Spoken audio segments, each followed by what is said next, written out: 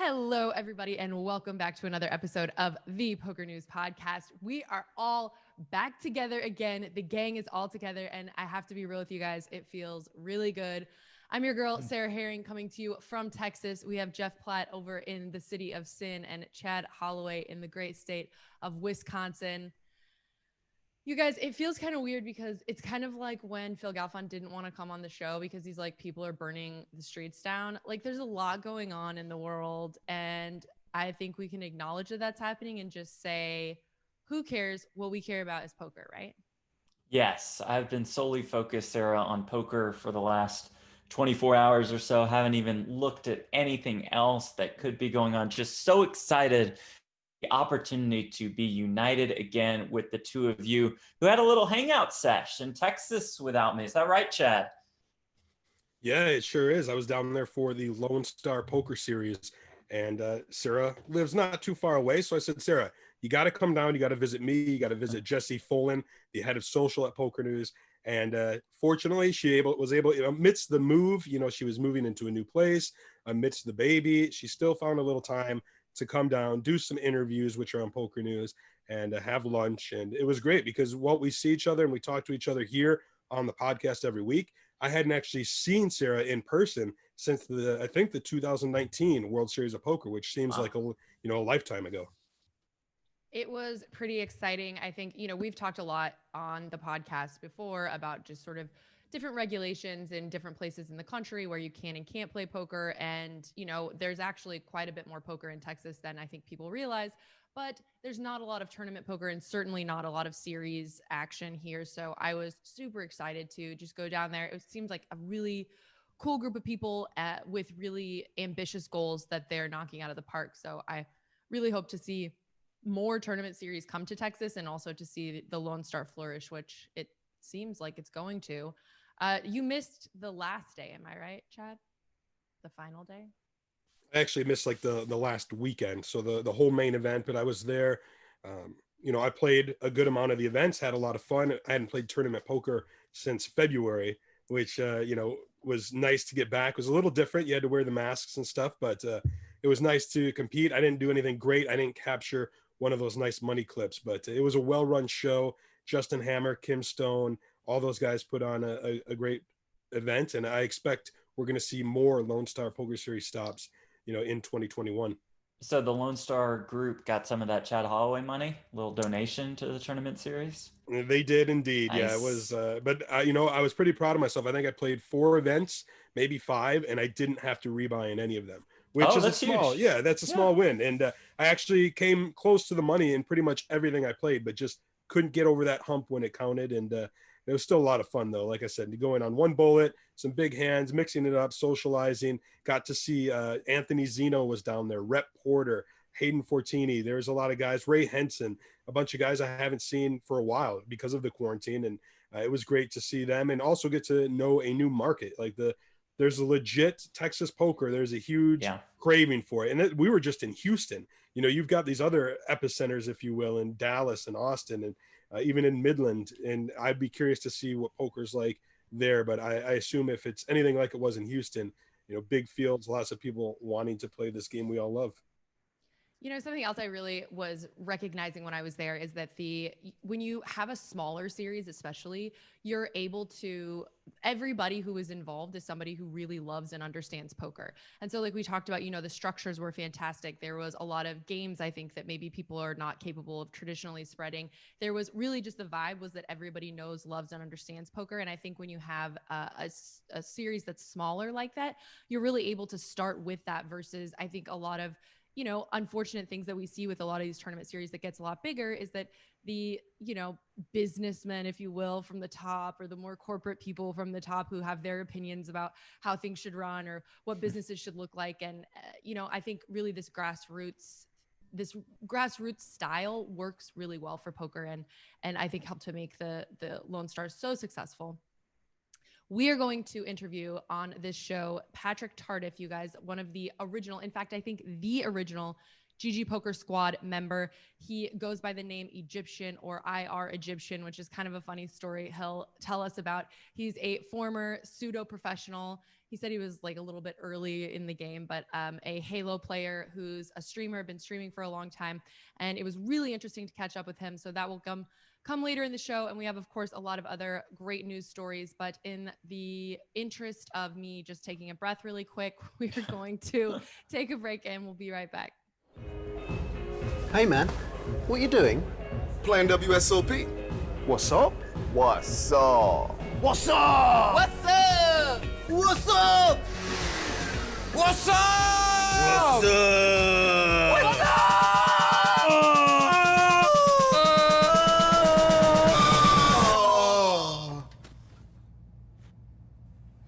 What's up? What's up? What's up? Excited about WSOP? Go all in. Download the official WSOP app for free. WSOP. Respect the game. Play for free now.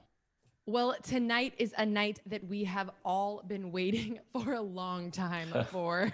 This is the initial night, the live night of the Daniel Negreanu and Doug Polk match. This is honestly, I was actually looking to find exactly where the beginning of this feud started. I'm sure Jeff has been interviewing these guys for the last few days and has a little more insight, but this thing has been going back for a long time and is going to be streamed on PokerGo. So Jeff, give us what's the scoop? Sure. So this is it. We've finally gotten here to the point where we will start this heads up match that is called High Stakes Feud between Doug Polk and Daniel Negreanu. 25,000 hands, heads up, no limit Texas Hold'em. The first 200 hands of which will be broadcast live tonight. We are taping this podcast on a Wednesday, so it's a Wednesday night start to this out of the PokerGo studio, 200 hands live with Daniel Negreanu versus Doug Polk. Then we will move online to the WSOP.com version for the remaining 24,800 hands or so. So this is just to get these guys in the same room to really just see if we can ramp up the drama even more for this one. And Sarah, I know you love the drama that comes with it. I also didn't quite know how far back this rivalry went. I did get to talk to both guys last week as a part of the production. So that promotional video that you're seeing, that their sound bites, I got to ask them those questions. You'll see plenty more answers from them throughout this live broadcast tonight on PokerGo. And Doug Polk says it goes all the way back to, I think, 2014 or 2015, when Daniel Negreanu said that he could beat the 25-50 game on PokerStars with about 2 weeks of study. Polk took shots at him, Negreanu took shots back, and then we were just off and running. We were off to the races. So many instances of Polk taking some shots at Negreanu for something that Negreanu said, for something that Negreanu did, perhaps taken out of context when you use a certain 4 words, like more rake is better. And that's something that Polk has just attacked and attacked and attacked. Chad, I think we talked about this a couple weeks ago, and we were both kind of like, all right, this will be fine or whatever. I guess it's good that they're getting this out of the way. But once I heard them discuss this challenge, this rivalry, this feud, they were both pretty fired up. And I got pretty fired up after listening to them. I don't think it's fair to say that they hate each other, because I really don't think they do. They do, and they both said that they do not. But they certainly have issues with one another, and it's all going to come to a head during this high stakes feud, this high stakes challenge. So now this is something that I'm really looking forward to. I mean, I brought up Super High Roller Bowl to both Negreanu and Polk when Polk revealed his T-shirt that said "More rake is better." When Negreanu owned him in a hand, and Negreanu told me, he says, Doug Polk came into Super High Roller Bowl wearing a T-shirt. I came into Super High Roller Bowl ready to fucking destroy him. And so on the flip side, you had Doug Polk saying at the very end of his interview, says, I'm ready to go back up the fucking truck. So it's like, all right, let's go. Let's do this. So Chad, is your excitement level maybe ramped up just a little bit more now?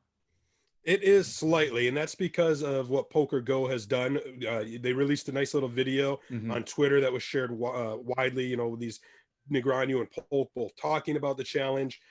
Getting them in studio, in person, I think is a great way to start this. but I feel like they need to carry over this feud and give viewers something to feast on, if you will. And this is what I mean by that. I don't want to see them in person live, sitting across from each other and just playing silently, not talking, not addressing. I want to see them either smack talking one another left and right, or I want them to talk about this feud that they have, really dive into it, maybe like a therapy session. Let's get inside why these two people are constantly at odds. If they can do that, it's certainly going to set a great tone, I think, for the heads up match. Whereas, like I said, though, if they just sit there and it's quiet and they're both afraid, I want to see them both in person looking at each other and be willing to do and say the sort of things that they're willing to do when they're behind a computer screen or when they're on Twitter or when they're, protected. I don't like online trolls that much. I give a lot of respect to people who can say what they say online to somebody in person. And hopefully these guys can do that. I think that would be very entertaining and really would get me amped up for the match. I'm going to be watching it. By the time this episode releases, it will have been out there. So fingers crossed that's how it plays out, because I think that's the best way to set the tone for this entire match. If any two players can back it up while they're there, I would say it's these two guys. And if for no other reason than that, even if they don't feel comfortable or don't want to be that way, they both know how to put on a show, and they both live their lives basically putting on a show. And so I feel like we're definitely going to see some fireworks, and I'm pretty excited about that. And especially in light of the fact that we got some recent news from the city of Sin. I think this is something like we've seen the writing on the wall for quite a long time as poker rooms down the strip have shut down, and we're seeing many more added to the list. Obviously, Corona, I think, has made a huge impact on tons of businesses and communities. But it's interesting because I think we, as the poker world, we're seeing this happen even before Corona, and we're kind of seeing the writing on the walls. So Jeff, as our Las Vegas guy, can you talk a little bit about the, RIP some of our rooms, man? Yeah, Sarah, you said it. This is just kind of continuing a trend that we've seen really over the last couple of years. So MGM is shutting down a couple of their poker rooms, shutting down Excalibur, shutting down Mandalay Bay, and shutting down the Mirage. They have all been shut down since March because of the coronavirus, but it was always a quote unquote temporary shutdown. And now it's just a full on closure. Again, that's the Excalibur, that's Mandalay Bay, and that's the Mirage. And the Mirage is kind of a crazy one.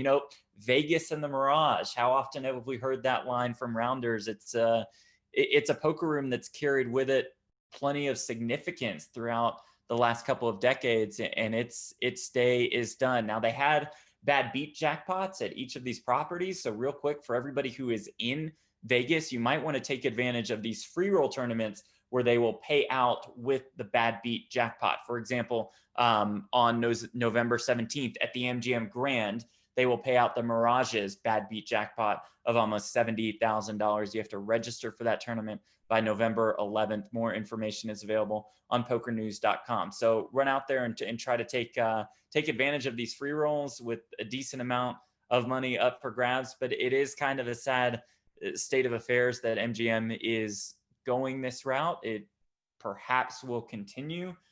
Caesars might do the same with some of their properties.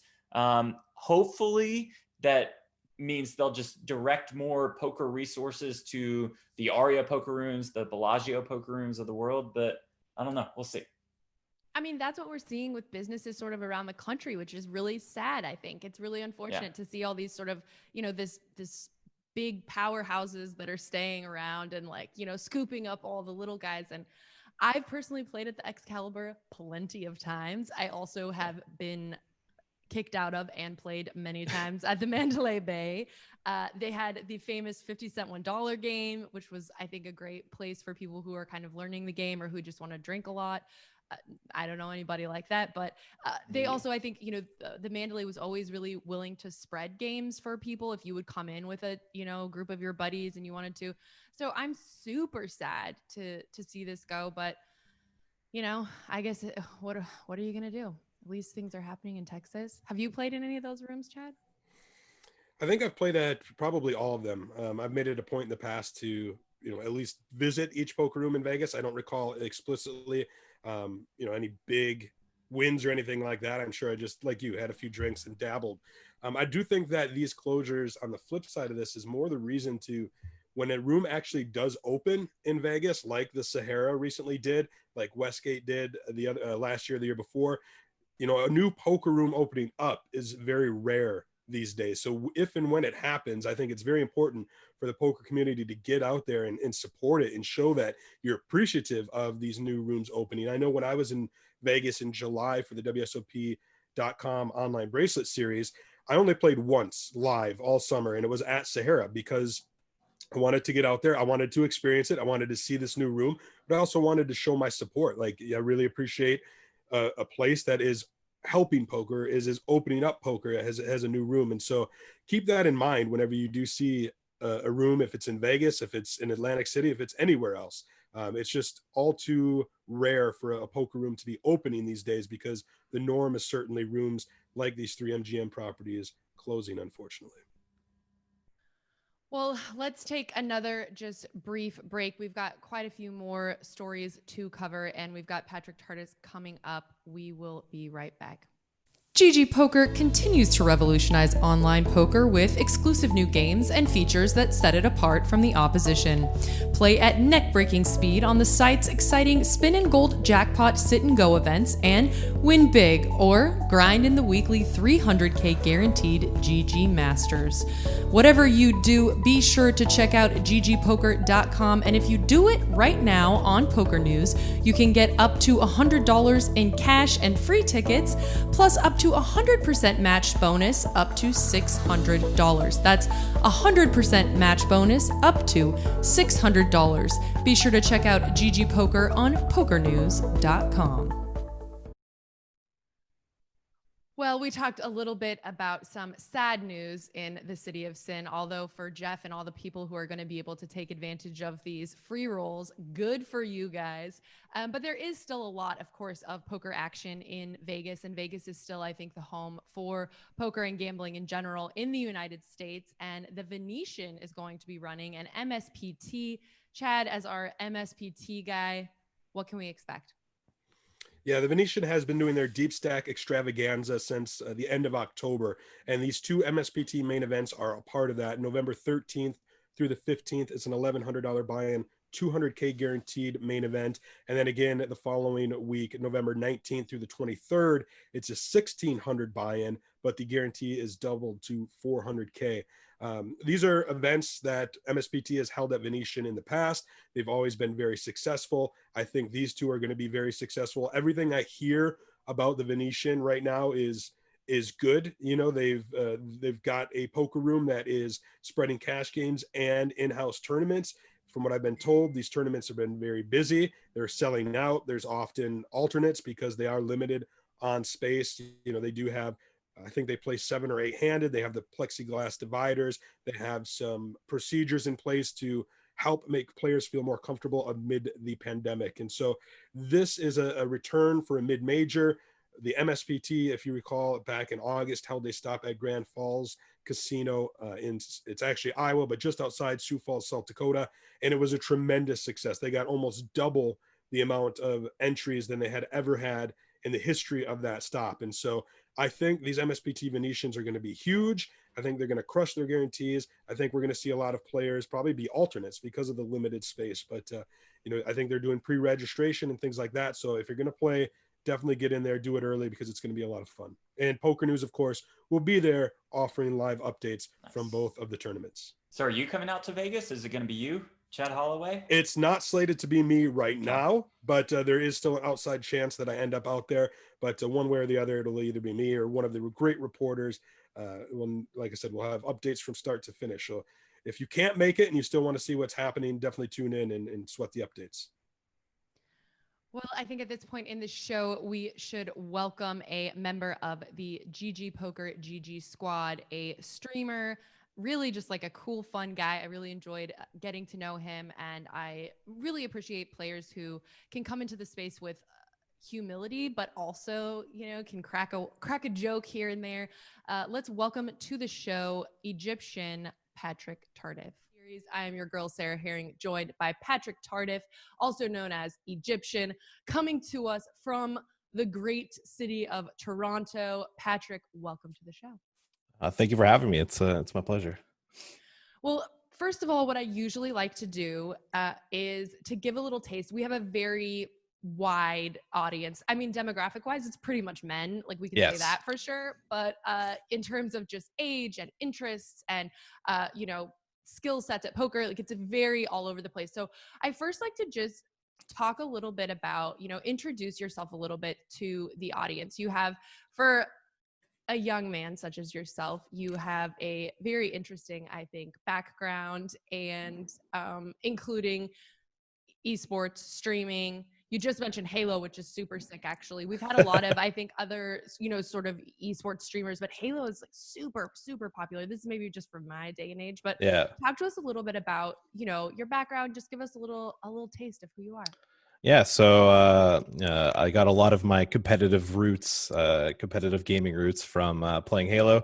I played a lot between 2008 to 2012, started going to some tournaments, and it's where I sort of got my niche for being uber competitive and being, trying to reach the top. And then from there, I think when I turned 18 is when I started, playing poker, but I started playing recreationally. And when I started to drift away from Halo, I was like, oh, well, I need to do something. And poker, I was like, oh, poker, it seems like I've always had interest in it. Let's start taking it serious. And from, 2013 to 2017, I was kind of in that zone where, finishing school, getting my first, real job, which happened to be, teaching English in Korea, which is the most standard first job you get. I was continuously trying to improve, trying to learn, trying to get better at poker, and ended up going full-time, as well as going full-time Twitch streamer in 2017, and started low, started small stakes, didn't look back, and fortunately for me, it's just been a consistent uphill grind and uphill climb up the ladder of the poker hierarchy. Well, you are one of the newest members of the GGSquad, which we talked a little bit a couple weeks ago with Kevin Martin about. And I think it's a really interesting concept. And I think one of the coolest things about just streamers in general and about the idea of streamers is, in some ways, I guess it's sort of like reality TV stars, is really that there's an accessibility and there's a mutual, if you will, sort of relationship versus this just like star type worship. But everybody's crew, everybody's, fans, I guess, if you will, or I always feel weird calling them fans, but they're always different and they have their own weird little shticks. So talk to us a little bit about, your stream, your community, what makes like yours what it is. I think, so I guess with my shtick and my what brings people in, I guess people like the competitiveness and how serious I've taken poker and how I've improved. I think a lot of people tune in for the poker ability and stay for. I like to think of myself as a funny guy. It's always weird saying, I'm a funny person, because like, it's a kind of a weird thing to self-proclaim, but I think the personality hopefully is what they stick around for, and the poker playing. It's probably the main stake that people tune in for. As I'm starting to grow into a bigger Twitch personality. The viewership's been going, especially in the last like 4 or 5 months. I've really seen an insane growth. Twitch is one of those things where it just grows exponentially, and I was averaging like 50 to 100 viewers, 200 viewers for a while, and now it's starting to skyrocket into the 500. Sometimes I hit 1,000.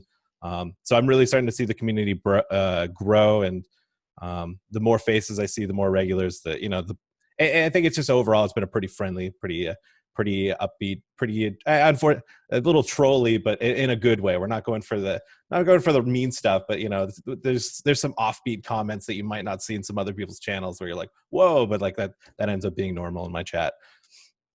It's so funny because I've actually made this comment quite a lot, being somebody who spends a lot of time, unfortunately, on YouTube. There are the occasional cool YouTube commenters, but generally speaking, it can be a extremely toxic space. And I find Twitch to be just totally the opposite, which is so cool. And I'm so glad that platform has taken over the world in the way that it has, because it just does seem to be a much more positive vibe.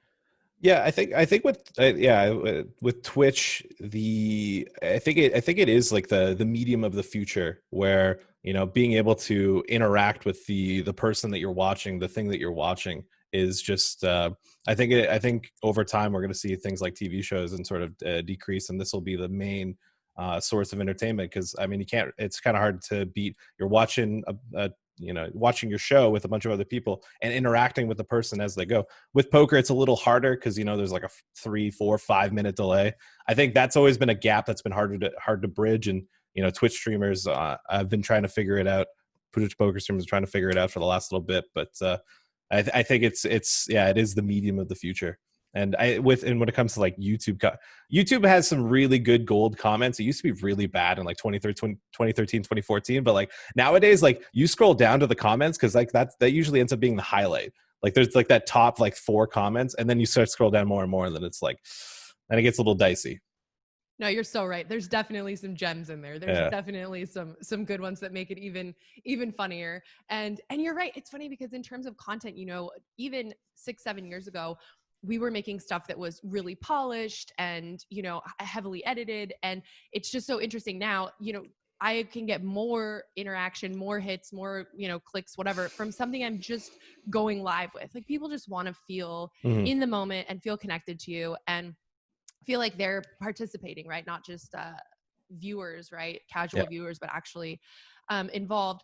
So one of the things that you mentioned is that, and this is something that Kevin Martin spoke about also, and I can really see how as a viewer, it would be very cool to watch someone's poker game evolve, to watch someone move up in stakes a little bit, or to figure out, you know, what some of their leaks are and adjust, and just to watch them become better players. I think, of course, that's also going to help the viewers hopefully become better players. And you've been on quite the heater. In fact, we had to change our interview time because you're going into a day 3 tomorrow. So talk to me first about what's this event you're going to be playing just in a few hours. Yeah, it's a $2,650 buy-in. It's a progressive knockout. And it's a 4-day tournament that, you know, it's got like 52 people left. And there's not very many opportunities you have to play for an absurd amount of money, like 900,000, $1 million, depending on whatever amount of bounties you get. I think of this magnitude, I've only had 2 opportunities so far. And both of them have been live. There's very, very few chances to ever play online for this amount of money. So it's, I don't know, like I haven't really thought about it in terms of like the monetary aspect of things. I'm kind of just like thinking about it, you know, just all right. Because like I find when you get married to like the idea, like you phone it in, like, oh, I'm going to win. This is what I'll do if I win 900K. It makes it so much more painful when you lose. It becomes so much more heartbreaking. But playing for an absurd 6-figure sum is just something that doesn't normally happen, and you just got to enjoy the moment. I've had my opportunities and have been successful to win some lower 6-figure numbers, which, you know, in its own right is just insane. But to play for almost 7 figures, hopefully, you know, things go well. And if they don't, you know, hopefully we get another chance. But yeah, this is like it happens like once, fortunately for me, once every year, it seems. But dude, I'm with you. I'm 100% with you. And you know, something really interesting about the GG Poker client specifically is this ability to get backers, right? To have people stake you. It's probably my favorite thing about the GG Poker client, and I hope is sort of the future of poker in general. And it looks like you also just had a big final table of the Global Millions, and that you sold some of your action. So talk to me a little bit about like, how often do you do that? How do you kind of decide how much you're gonna sell? And also in terms of the serious tournaments and going deep in these tournaments, how often do you stream those ones as well? Yeah, so with the staking feature on GG, I mean, they've been trailblazers for a lot of really good concepts and a lot of really good ideas. The staking one they've had in their client for a very long time. So the global million is $100. It's basically the Sunday Million GG Poker edition. We ended up final tabling. So you're able to sell action in the client for day 2, because you can't sell action for day 1, and I sold 20% because I had 6 big blinds and I didn't think I was going to, you know, when you have 6 big blinds going into day 2, you're not even in the money. It's like, screw it. Let's phone in and let's just get a couple dollars. And then the first hand, I triple up with aces. I'm like, all right, well, here we go. And it kind of just didn't look back from there. You know, anytime you deep run a tournament that's got over 10,000 people, I don't want to say you're thinking about when you're eventually going to bust, but like you're not really thinking like this is going to happen. And it's just like, you know, all of a sudden I win another 100 big blind pot, you know, I'm chip or like top 10 stack with like 100 left. Oh, okay, here we go. And I don't think it really started to feel real until it was like 20 left. I get it in aces versus kings for like 100 bigs. And it's just like, all right, well, we're almost like 100% to make the final table. Here we go. This is going to be a run. Yeah, it's to deep run. Fortunately as well, you know, I had a Sunday Million run in 2018, almost like a year to the date. So I have had the experience of making the run in this thing. So I had the experience in mind of what it takes to get to this point. It's you don't get very many opportunities. Some professionals that have been playing poker for like 10 years have never even final table a Sunday Million. So to get 2 under my belt on 2 different sites is quite the feat, I feel like. And do you ever stream those ones, or do you really want to like stay focused? That's always been it's always been an interesting trade-off, because like traditionally you're like, you don't want to share your cards because people are going to get an edge. I think you know, with the run I'm going to have today, and then the like runs like that, as a streamer, there's like I wouldn't say there's an obligation, but like, you know, it's going to be incredible content, and you know everyone's going to tune in, everyone's going to enjoy it, and you know it's just going to grow your brand significantly. So there is the value there. And I would argue that there's not very many things that people will pick up on that'll be insane exploits, especially if you're a player of like a higher caliber. Not to toot my own horn or anything, but like if you are able to, like, you know, stay focused and not give, you can't give away too much information of how you're thinking, because if you say this guy's going to always do this, I'm going to exploit this, and this is how I'm going to handle the situation, then it's a little you got to be pretty choosy with what you have to say. But I think overall, I think as a Twitch streamer, especially considering I've been doing this for almost 4 years, which is crazy to think about, I think it's just worth it. I think it grows the brand, grows the Twitch stream, and furthers my poker career. And it gives your people who you have this loyalty to a sweat, and they want that sweat, right? Yeah. They want to be in on it too. Well, yeah, they've seen me grow. They've seen me get to this point, and now they get to see me play for, you know, $900,000. I mean, they're in. They've seen me play for, get excited over $1,000 wins, you know, back in the day in the $16 tournaments, and now they see me play in these $2,000, $3,000 buy-in tournaments. Well, talk to me. I want to get a little bit more into, you know, your commitment to charity. I think that's something that we do see with a lot of the great poker players or the great poker people in our community. I do think that there's a real genuine commitment to charity, and you are definitely not an exception to that. And even with the sacrifice of your own sleeping. But before we get to that, you said you've been streaming for 4 years-ish. I want to talk about your name. Okay, so Egption. It's a weird one, because technically it's not even my name. My friend made it. So back in 2007, I let my friend, I had an Xbox 360. I didn't use it because I was just playing PC games at the time. I let my friend borrow it, and I didn't know that it had Xbox Live free membership on it. He redeems the Xbox Live free membership, makes the account name IR Egption, because there was a game that we used to play that had a lot of Egyptians on it. So he makes that account name, and I want my Xbox back because I found out I could play online. That's sick. Let's play. Take my Xbox back, play on the account, and then when it expires, I put more membership on it, thinking that allows me to change the name. It doesn't. And then this is where my competitive Halo career sort of flourishes, and I didn't want to, you know, I'm also 16 and I don't have a job, so it's not like I can afford to change the name. But it was also, you know, the name had kind of stuck. People had started seeing it. I like the name recognition. I didn't want to have to start over on a new reputation. So I ended up just sticking with it. And it ended up just being my my alias since, or going forward. I mean, it's just, I've been Egption since 2007, 2008. That's hysterical. And I really do think you're not alone in that. I think there are so many players who were just like, I was like 16 and I just like made something up or whatever. And then, you know, that's your brand now. So everyone who's listening, who's 16, which is probably no one, but be careful because you might be branded for life. This is where you're going with your life. Well, I think a lot of people have that sort of case, but with their email, you know, their first email, they're putting on like the resume. Yes. It's like, oh my gosh, yes. I might have that problem a little bit. And now I have it really classy. We've moved on to anti-Chardonnay. That's how we keep it really classy. I want to talk just for 1 second because this is something that I'm not that familiar with, but kind of curious about anyways. I think especially maybe 5 years ago or so, the poker world was sort of obsessed with the esports world and how can we connect these things, and like these things so obviously overlap. And I feel like we were bringing on professional esports teams to try to also represent poker, but I still feel like I don't understand 100% the life of a professional gamer. So talk to me. You're 16. You're a professional Halo player. What does that look like?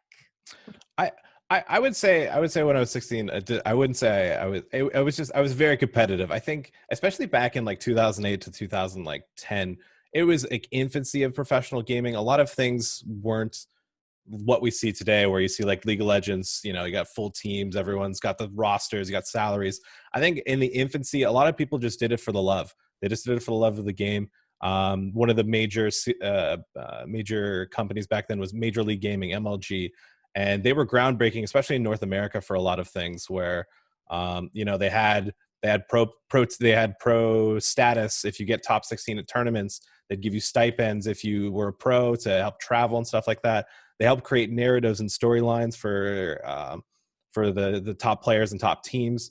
And they did a really good job of bringing esports to North America. And of course, back in like 2000, I think in like 2008, before then, obviously PC with StarCraft and stuff like that, and Asia and Europe was massive, but like North America, it hadn't really taken off.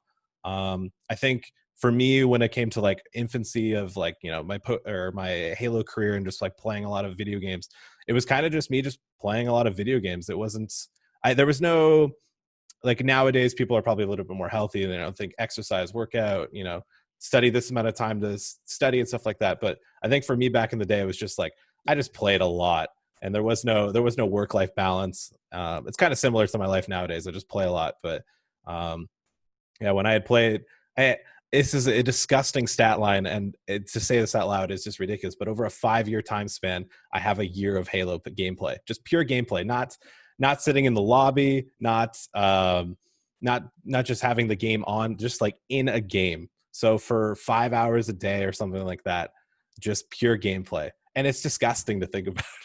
But oh my gosh, that is amazing. So a lot of poker players talk about, you know, like trying to explain to their parents why they're dropping out of college to play poker. Was it an issue for you to explain to your family, like, I'm just playing 5 hours of Halo a day because this is probably going to be a career path for me? I think back then I didn't think it was. I think professional Halo, I didn't think it was going to be a career path. I think I was just kind of just like that into it.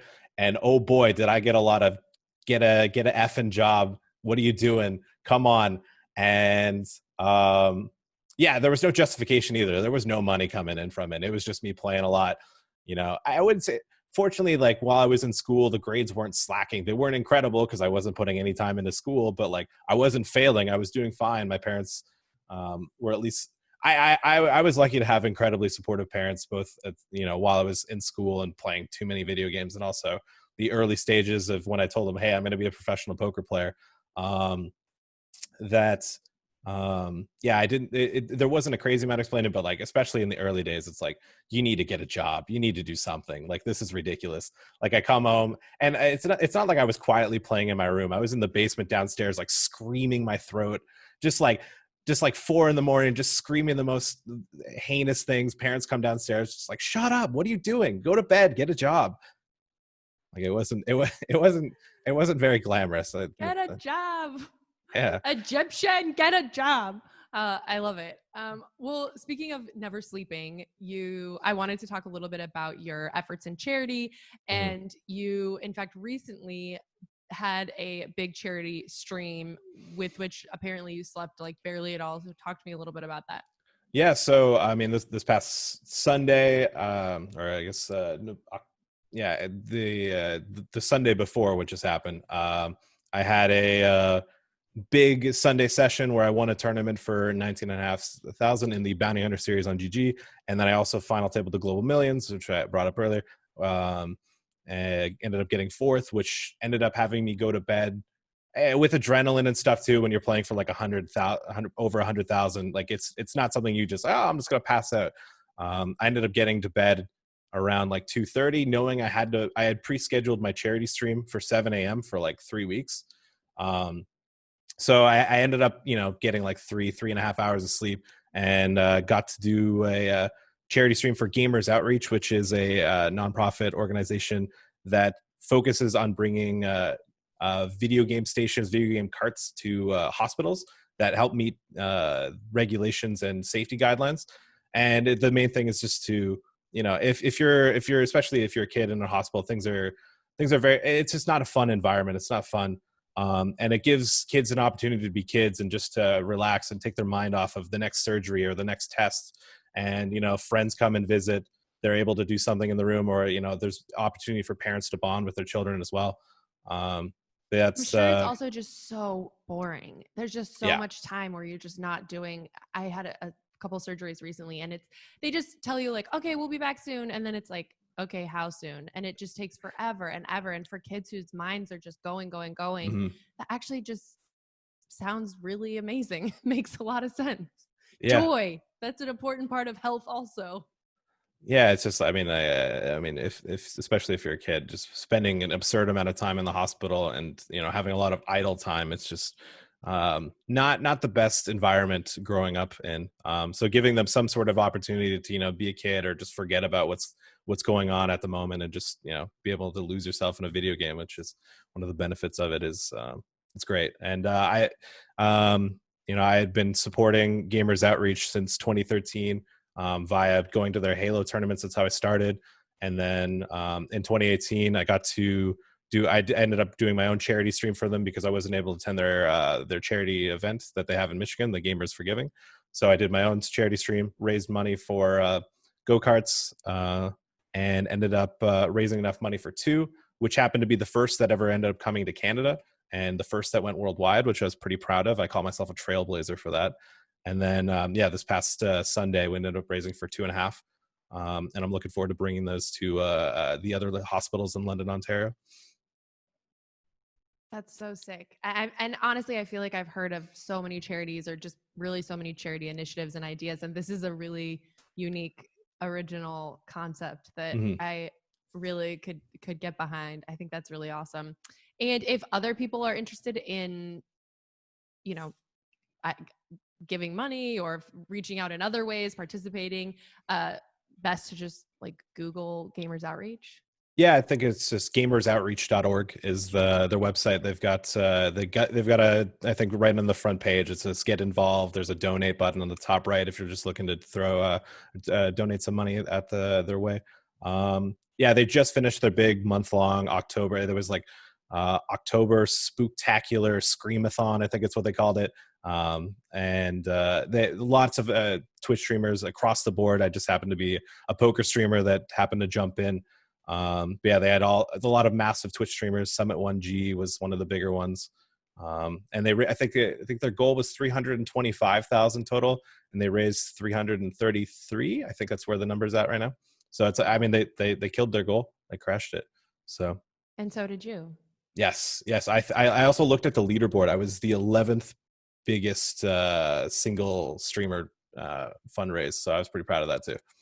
That's so sick, and that is definitely something to be proud of. Mm-hmm.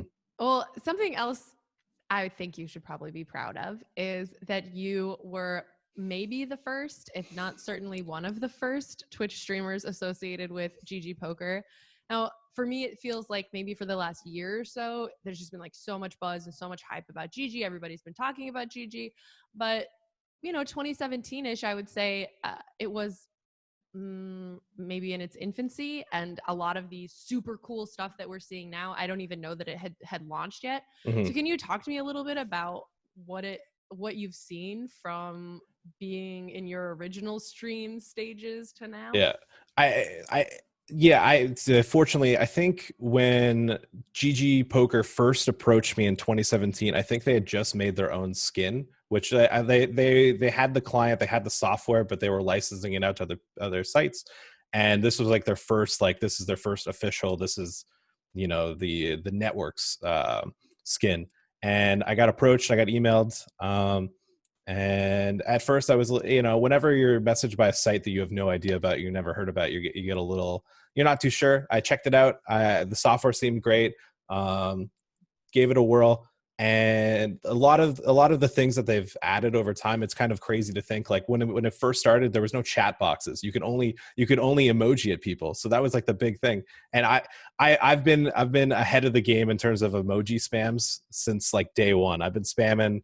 WAP was the one the face like that. I would spam that anytime I'd be all in or anything. Then I think they've had staking since the beginning.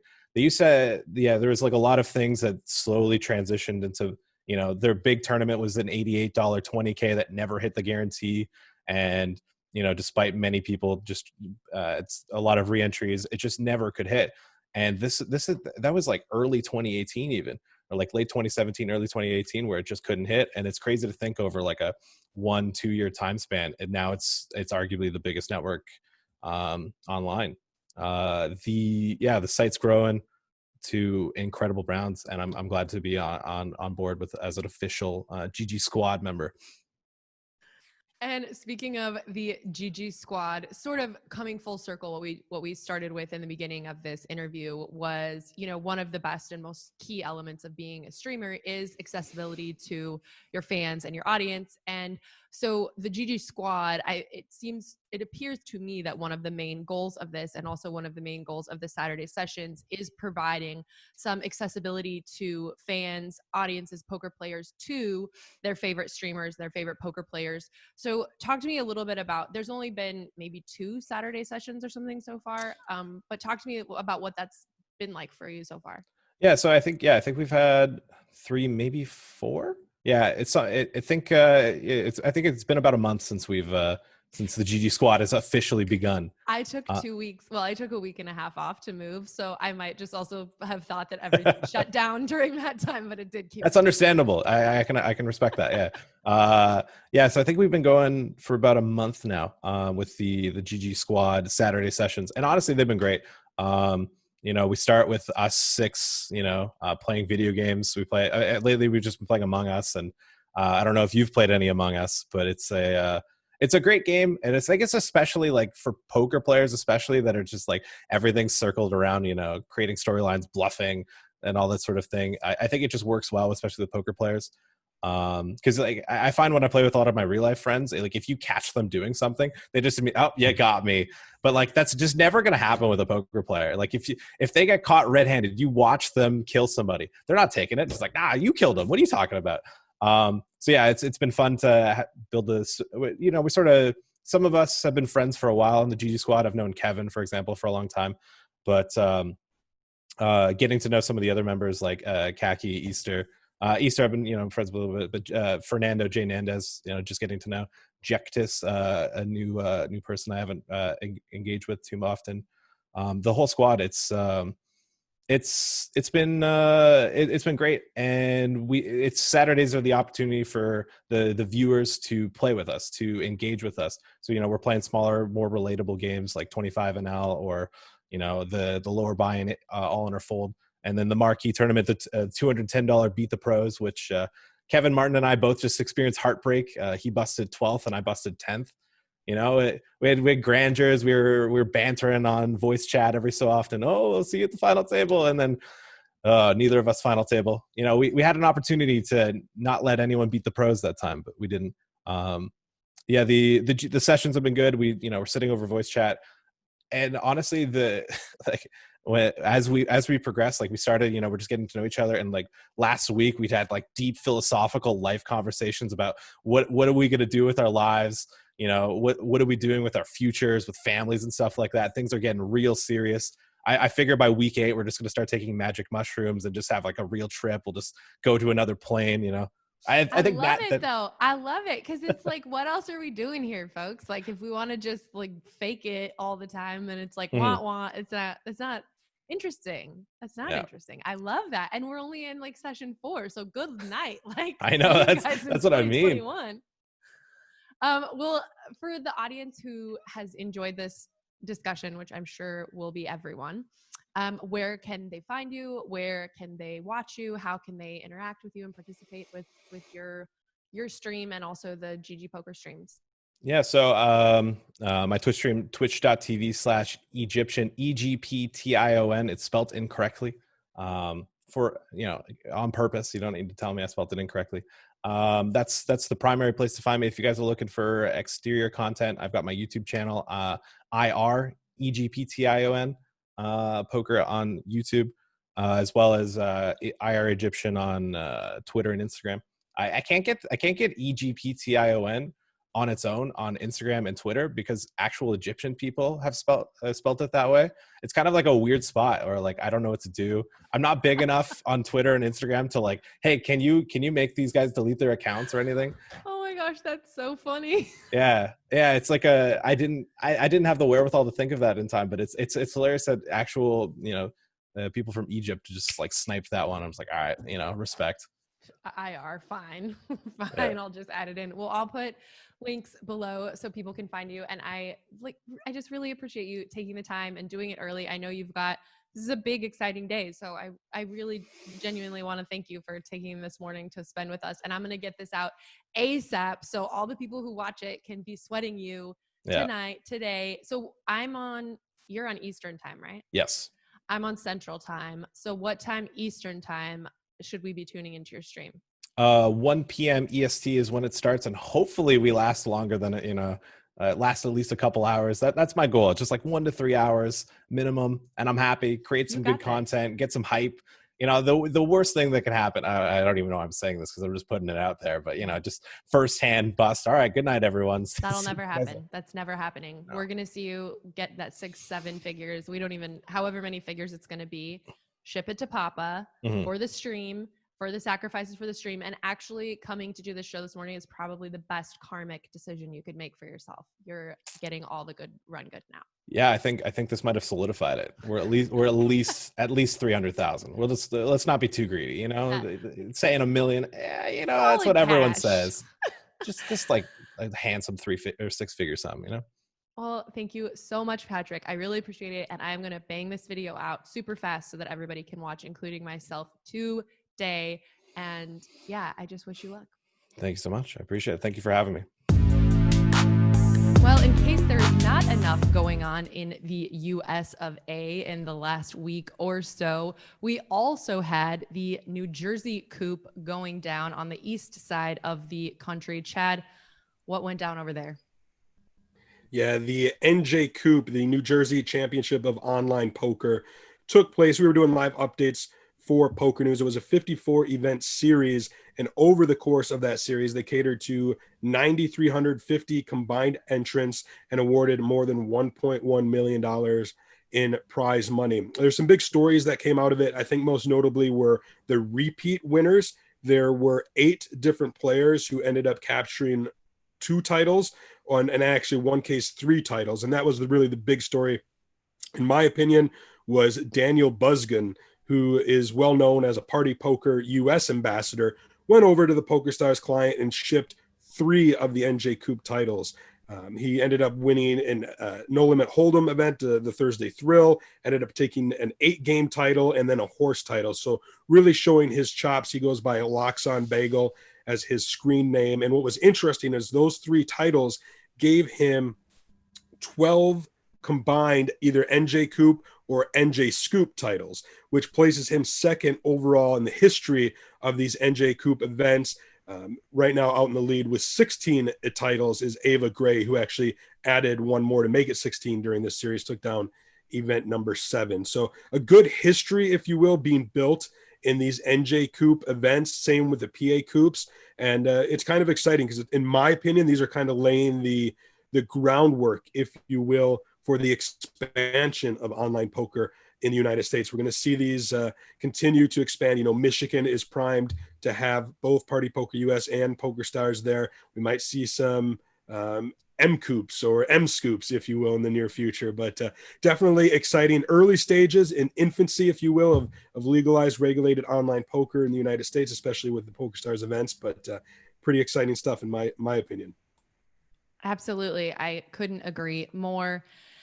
And there's been a lot of exciting stuff going down in the last couple of weeks, but some of them I think were less obvious to the general known public. We, of course, have a great relationship with Phil Galfond and with Run It Once. And one of the members of our team was invited to be a part of the beta test for a soon to be released, just around the corner, quote unquote, sit and go select, they're calling it S&G Select on Run It Once. And we are going to have that member of our team on the show next week to talk about his experience, what he thinks the sit and goes will look like on Run It Once. And I definitely think that's a super exciting upgrade for Run It Once and their software in general. And we will just take a moment now to hear a little more about Run It Once. Run It Once is a brand new online poker site founded by poker superstar Phil Galfond, who has the player's experience at heart. Run It Once plans to make online poker fun and less predatory while providing ample rewards and innovative features at the same time. All new Run It Once players who download the software via PokerNews are entitled to a 100% deposit bonus worth up to €600. What makes this welcome bonus unique is that you can make as many deposits as you like for that first 30 days after your first deposit. This makes it perfect for those players who do not want to or cannot deposit $600 in one chunk. Be sure to check it out at once.run/pnpod. That's once.run/pnpod. Not going to say that we're saving the best for last, but maybe a little bit. There's been a ton of buzz and hype in the poker world. In fact, I feel like in the last couple of calls I've had, the last meetings I've had, people have been talking about high stakes poker coming back. Legit high stakes poker is being filmed and happening. And of course, we have the inside scoop because we have a mole inside of PokerGo in the form of Jeff Platt. Jeff, please give us all the dirty details. Just us and our closest friends. Yes, I would love to. Don't tell anybody else. Okay. So Sarah, you said it. High stakes poker is back. It is shot. It is filmed. It is in the can, and now it will be edited so it can be displayed as the standard, 45-minute to 1 hour episodes that you were used to seeing when you watched high stakes poker back in the day on the Game Show Network. And that starts December 16th on PokerGo. And these lineups and these games are absolutely insane. Phil Hellmuth is in the mix. Tom Dwan is in the mix. Phil Ivey is in the new season of High Stakes Poker. I got to interview all of these guys for the show, and the best nugget, the best tidbit that I think I can give you guys is that Phil Ivey says that he is back, that he had some personal issues that he has resolved. He feels free. He feels ready. He wants to jump back into the mix, not just for high stakes cash games, but for tournaments as well. And I expect to see him throughout all of 2021, 2022, et cetera, in the mix in Las Vegas, playing the high rollers, playing the high stakes cash games as well. So you'll see some absolutely wild, bizarre, crazy hands. You'll see some massive pots. This is high stakes poker, and it's back, and it's just not going to disappoint. I feel like I also saw a tweet from Tom Dwan that was like, I'm back too. Like, yeah. Is it just happening like Corona? Just everybody got sick of this world now, and they're like, all right, we're coming back. Let's do it. You know what? It's a good question. I think the Poker Central production team did a really good job with the protocols. Now, those were protocols that were mandated by the Nevada Gaming Commission in order to have this poker game without the players wearing masks, without any plexiglass dividers, that basically the studio created its own bubble of sorts. So in the morning, the players had to come in and get tested for COVID. If they were playing or if they were an alternate, they had to come in and get tested. And in the afternoon, once they were cleared, once we got the negative test results back, then the players were allowed to play. The game was about to start. So it went really smoothly. I think on one day that the taping started 1 hour late because the results took a little while to get back to PokerGo, but they did the fairly rapid results testing, and it just worked the whole way through. And the bubble, quote unquote bubble, worked. And I think it opens the door for, you know, a US Poker Open or a Poker Masters next year, where you bring in 30-ish people who are going to play a 10K or 25K into the bubble. It's still socially distanced outside of the poker table. Everybody outside, the whole crew, is wearing masks for the entire time. It's a safe setup, and I think the players were very pleased with the protocols that were in place. I just love that. I really do, because I do think, you know, at a certain point, people are just wanting to just talk, use their mouths, just be, if you're going to sit somewhere for a long time, feel comfortable, itch your face, you know, drink some water, the million zillion things that you just do with your mouth and nose on a regular basis. And so I think that's a fantastic workaround that's, you know, keeps everybody safe. And it's a small enough group of people that you can definitely make that work. Hats off. That's what I say. Bravo. Not Chad. Chad thinks he has COVID. Yeah. Chad's down for the count. Right. You okay, Chad? If you've heard this stuffiness during this podcast, that's why. It is not COVID. I thought it might be. I did get tested. It came back negative. Who knew that people still get the common cold amidst everything that's going on? But that seems to be the case. Ridiculous. I heard that too. Someone was like, flu numbers are down. It's because everything's COVID. Cold numbers are down. But if you get tested, then you can say, yeah, like you're getting a cold. There's still colds. All right, folks. Well, I am so happy to be back with you guys. I'm super, super happy to be in a house, in a space, have my microphone back, have my lighting gear back. I'm just very, very excited. And I am very excited to just move on to 2021. We're almost there. We're just going to wrap out this year, wrap out a couple of exciting more poker stories. And you guys, if you appreciate the show, we did miss a week. If you guys didn't realize, last week I just released basically an in-depth interview about betting on the elections. I thought that was like kind of a more spot on thing, and there wasn't so much going on in the poker world anyways. I also was very busy and things were crazy. So if you want to check that out. But in the meantime, if you appreciate the show, if you appreciate what we're doing here, be sure to like, rate, review, you know, comment, just tell us that you love us. We appreciate it. And we appreciate you listening for sure. And we will catch you guys on the flip side. Deuces. The key to winning big is using every little bit of knowledge to your advantage. At Oddschecker, we give you the edge. Better odds, better picks, and better offers to make you a better bettor. Why settle for less? Quickly compare the odds at every sportsbook to ensure that you're getting the best price to maximize your return. Not only that, but we have experts on every sport, from hoops and football through to soccer and boxing. Our experts analyze the form and study the stats to deliver you totally free picks and parlays. Oddschecker also highlights the most lucrative welcome offers in the industry. If you're looking to open an account, then you are eligible for hundreds of dollars in totally free bets. If you're new to legal sports betting, then we're here to help, offering simple advice to understand betting guides and updates on your state's current legislative situation. Visit us at www.oddschecker.com/US. Oddschecker, sports betting smarter.